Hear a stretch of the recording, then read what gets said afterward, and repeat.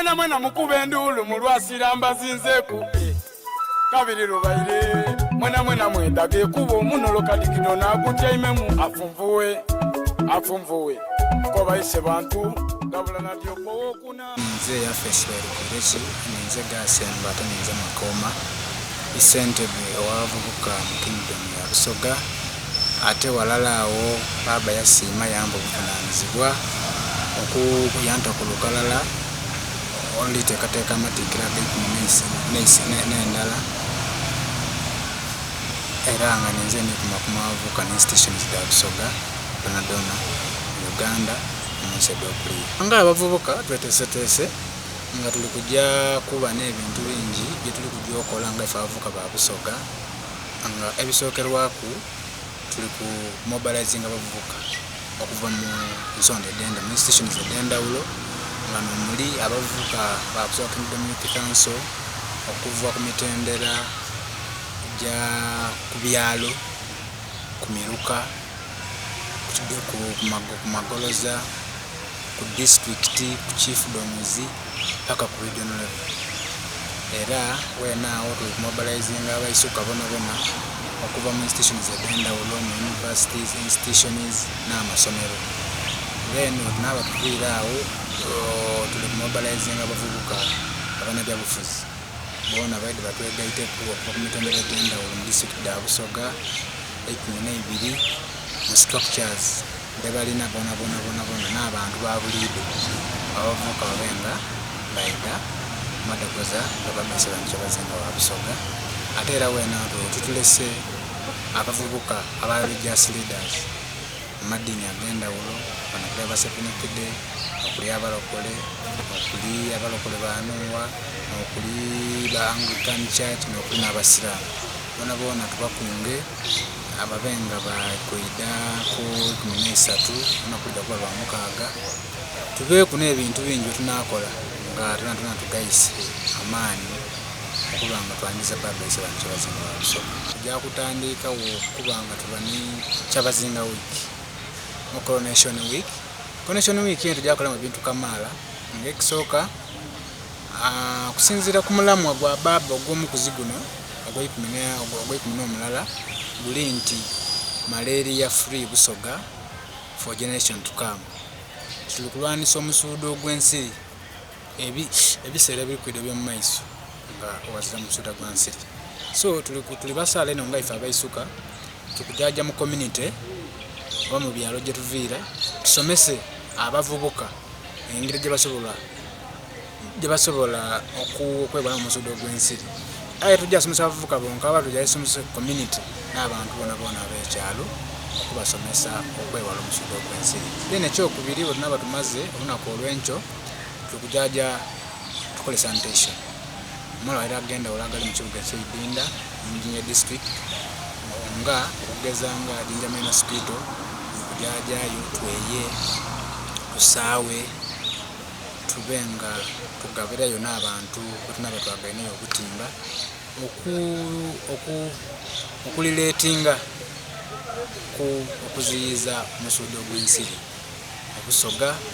mu Uganda n'ensi yonna yonna. Ate kya mukisa mulungi nti baba ni champion wa malaria mu Uganda. Era bwe tunaba tuviira awo tujja kusimba emiti nga tujja kugisimba ku malwaliro, ku masomero, ku machurch, ku misigiti, ku divisions, ku district ni ku magombolola. Kubanga tuli kwenda ekyalo kya Busoga kibe kiragala kimu ku kabonero akalaga obutonde Obusoga n'emirimo. Naba tuviira awo tudda kuba n'ekisiki. Kisiki ekyo abajeta campfire mu Luzungu. Ekisiki ekyo tuyambaku okukungaaniwala nga abavubuka gye beta youth corner okubanga tutyama nga abaisuka ba Busoga tubeeku n'ebintu bye tuwayamu ku nga abaisuka nga n'okugeza tudda kuba n'ebikwayi tudda kuba n'engero era weenaawo tudda kufuna abantu abakulu ba muzeeyi baife baidi batukobere ebyenono bya Busoga kubanga abavubuka abandi betaaga okubyega tubitegeere bibanga bituyambako okutwala obusoga mu maiso ate tulina okuba nga buli kimu ekya busoga tuba tukiina then tunaba tuviira awo onda ati ku kisiki kweno okwo tudda kufuna okusomesebwa abasaada n'empango n'ekifuna mabunda ate Baba era walalawo ni champion ambassador wa programu eyo mu nsi yona.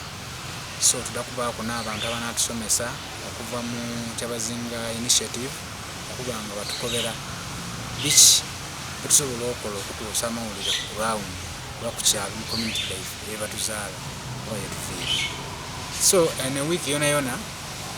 ya coronation tujja kugidaguza nga ife abavubuka buli lunaku walina obaawo ekikolebwa community ya Busoga okutaawo omanikizo nti Kyabazinga bamutiikira ng'ennaku dd'omwezi 13 ogw'omwenda. Ebirungi byetufunye oba byetulina ng'abavubuka ba Busoga okuva Baba yatya mu ikomero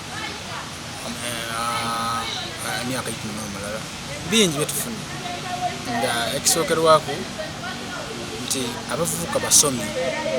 basomye ino okuva ku matendera ag'endawulo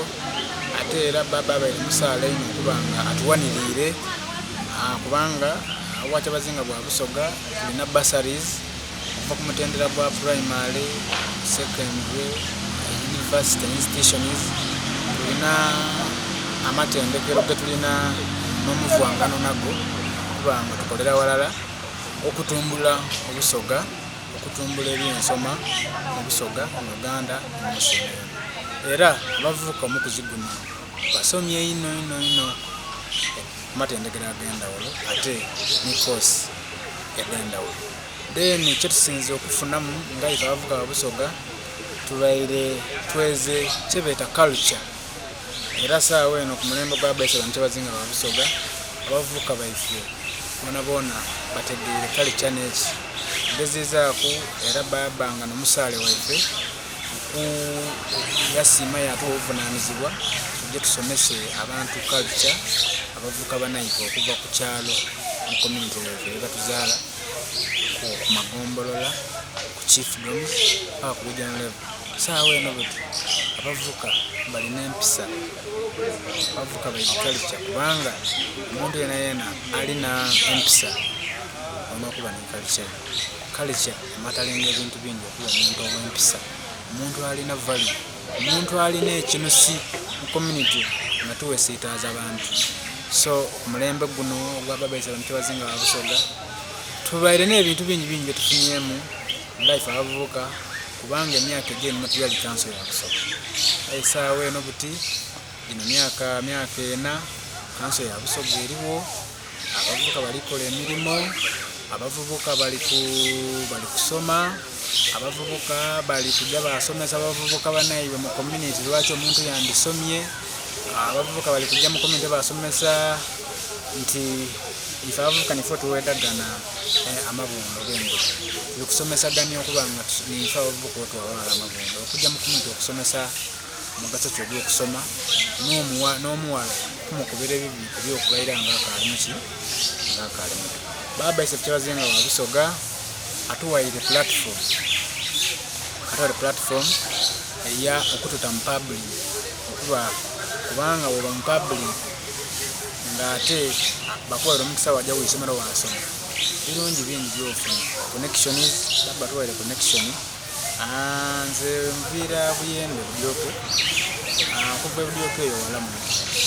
aye nafuna Baba yatuwa opportunity ng'abavubuka. Sasa tuli kweyagala abantu bali kutubona ku TV ed'endawulo nga wano wendi abo tuli kujja twaba mu offices ed'endawulo zetukolera akuba ntwajja kuki. So Baba yatuwa opportunity, yatuwa omukisa nti n'omuntu yena ali awo nga tasobola kujja ku isomero n'asoma university ya Bell ayina wasobola okuyita aje asoma aba omuntu ow'omugaso mu nsi Busoga omunsi yonna yabanga amanikwa ate ng'ali mu mugaso mu community. Tulina Busoga Kingdom Youth Council ng'eva ku kitebe ekikulu wano weene obwa Kyabazinga Bugembe twaba ne Onwatwa paka ku kyalo chiefdoms ed'endawulo diri mu Busoga muno 11 nomuli Bugabula Bibi, nomuli Luwuuka, nomuli Butembe, nomuli Bukono, nomuli Luwuuka, nomuli Bunole Bunanumba, nomuli Buna. Tulina chiefdoms ejjuka abavubuka bonna bakola mirimu gya baba ni ku magombola gaife gonna gali mu Busoga tuli ku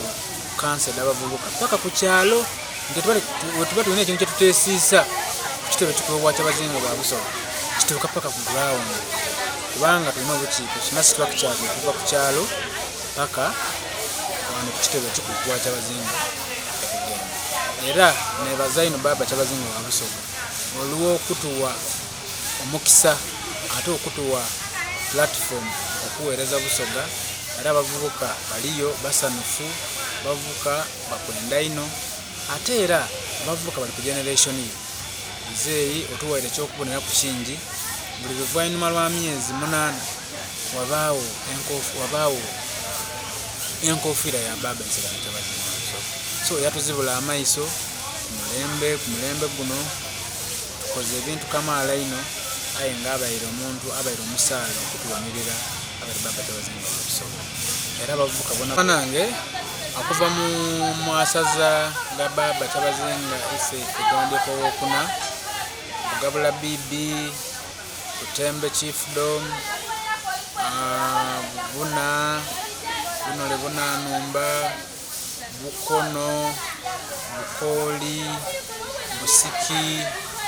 Bulamoji mwana mbakunga ngenda kweda mwezi 13 unakuda kuba lwa mukaaga ogw'omwenda guno 2025 mwana twekonde tuweeyo tujje twandize baba kyabazinga wa Busoga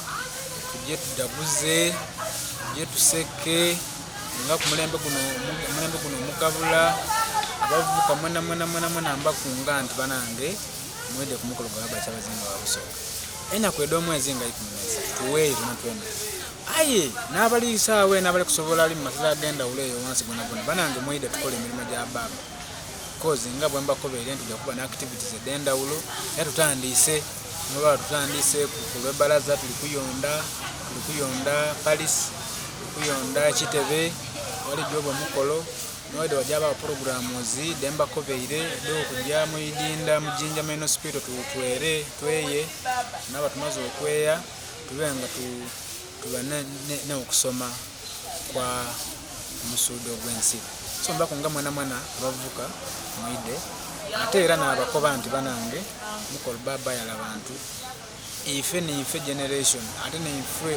otuve tumene byafaayo tutingire mu record beewo ate mbasaba nti oli kwida omukolo gwa byabuwangwa twide mukanzu n'ekoti abakyala twide